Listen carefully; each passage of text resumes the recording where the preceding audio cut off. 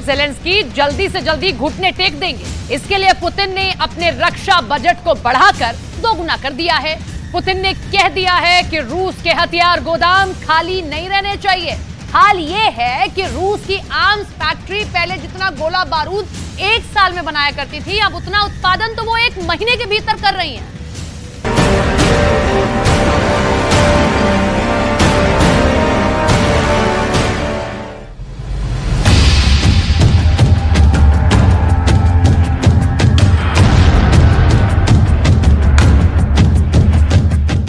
Kharkiv में drone attack, building तबाह। Zaporizhzhia में जबरदस्त पलटवार। एक ही अटैक में 180 से ज्यादा सैनिकों की मौत। 3 लेपर्ड समेत 5 टैंक तबाह। नीप्रो में यूक्रेन के कमांड सेंटर पर मिसाइल अटैक। सुमा में स्कूल पर मिसाइल अटैक से मची अफरा तफरी। कीव से लेकर खार्किव, ज़पोरिज़िया से लेकर सुमा, खेरसोन से नीप्रो तक रूस ने यूक्रेन पर 2 गुना ज्यादा बमबारी शुरू कर दी है। रूस अब 2 गुना रफ्तार से मिसाइल के हमले कर रहा है, तोपों से डबल अटैक कर रहा है। मकसद साफ है, ज़ेलेंस्की को जल्दी से जल्दी घुटने के बल बैठने पर मजबूर कर देना।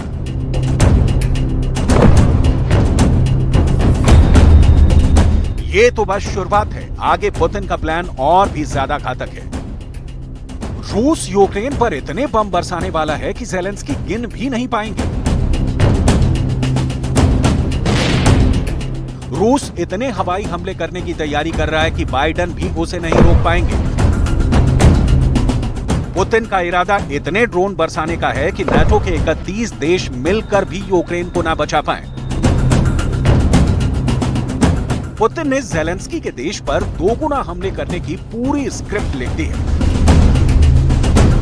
पश्चिमी मीडिया की रिपोर्ट्स में दावा किया गया है कि रूस ने 2023 के लिए अपने रक्षा खर्च को 2 गुना कर दिया है। अब रूस का रक्षा खर्च 8,28,000 करोड़ हो गया है।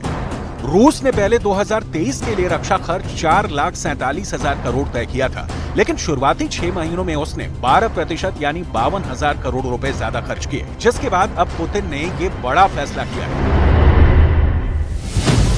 इस जंग को पुतिन हर हाल में जीतना चाहते हैं। बाइडेन और नाटो को हराने के लिए कुछ भी कर गुजरना चाहते हैं, फिर चाहे कितने रुपए खर्च हो जाएं, कितना भी रक्षा बजट बढ़ाना पड़े। रूस ने 2011 से 2022 के बीच रक्षा के क्षेत्र में बजट का इजाफा सबसे ज्यादा 23% रखा, सबसे कम 13.9% रखा, जबकि 2023 के डिफेंस बजट का 57.4% हिस्सा अब तक रूस खर्च कर चुका है।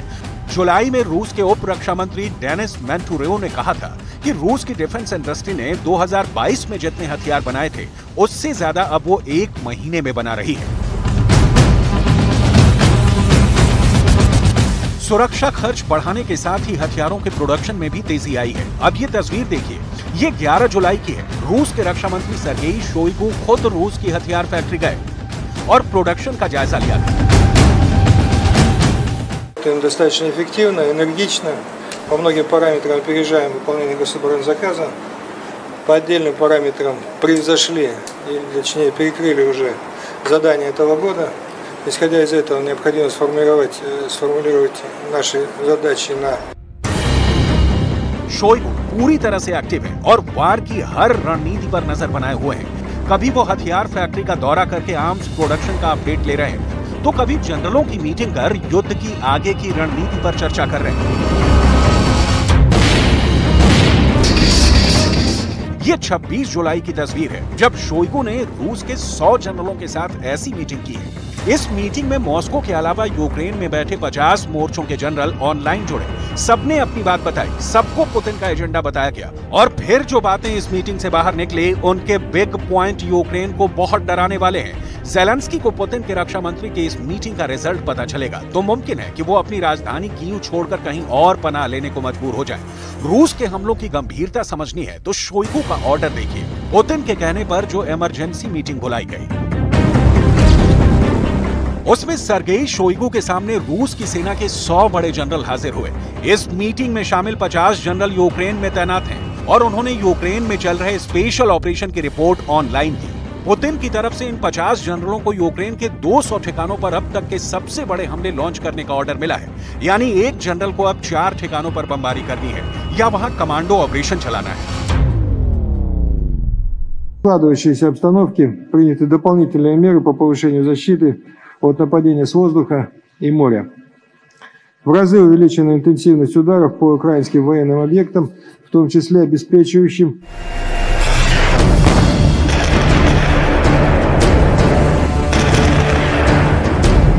यूक्रेन पर हो रहे हमलों से जाहिर है कि रूस का रक्षा बजट ज्यादा ही बढ़ना था ताकि उसकी सेना को गोले बारूद की कमी ना हो। पश्चिमी मीडिया की रिपोर्ट की माने तो रक्षा बजट बढ़ाने के लिए पहले ही रूस में स्कूल, अस्पताल और सड़कों से जुड़े बजट को कम कर दिया गया था। अब दूसरी इंडस्ट्रीज के फंड में भी कटौती का अनुमान लगाया जा रहा है। नेटो पर तो दबाव बहुत ज्यादा है। यूक्रेन में चल रहे युद्ध की वजह से रूस के आसपास के देशों ने तेजी से अपनी सुरक्षा में खर्च को बढ़ाना शुरू कर दिया है।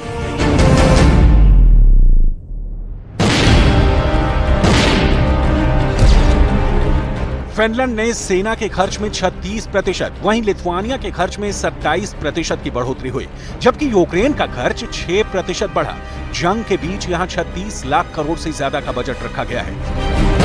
बम और मिसाइलों के हमलों को देखकर अंदाजा लगाना मुश्किल होता है कि इसमें कितना खर्च होता है। तो एक मोटा अंदाजा समझ लीजिए कि तोप का एक बड़ा गोला 2 से 3 लाख रुपए में आता है, जबकि एक विमान को गिराने वाली मिसाइल 10 करोड़ रुपए तक की हो सकती है।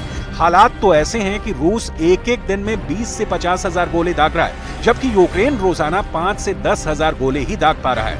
इसलिए युद्ध ने यूक्रेन को पूरी तरह तबाह करने के साथ साथ रूस के सामने बजट का संकट पैदा कर दिया है। हालात ऐसे हैं कि रूस के पड़ोसी देशों ने भी रक्षा बजट में गजब का इजाफा कर लिया है या करने को तैयार है। अमेरिका का मौजूदा रक्षा बजट 71 लाख करोड़ रुपए है। अमेरिका ने 0.7% की बढ़ोतरी रक्षा बजट में की है। चीन ने 4.2% तक रक्षा बजट बढ़ा दिया है। फिलहाल चीन का रक्षा बजट 23 लाख करोड़ रुपए है। रूस ने सबसे ज्यादा बजट बढ़ाया है। रूस ने अपना डिफेंस बजट 9.2% तक बढ़ा दिया है। अब रूस का रक्षा बजट 7 लाख करोड़ को पार कर गया है। जापान और रूस की भी बनती नहीं है। जापान का भी रूस से हमेशा टकराव रहता है। जंग शुरू होने के बाद उसने भी अपना रक्षा बजट बढ़ा दिया है। जापान का रक्षा बजट 3 लाख करोड़ रुपए है। उसने डिफेंस बजट 5.9% तक बढ़ा दिया है।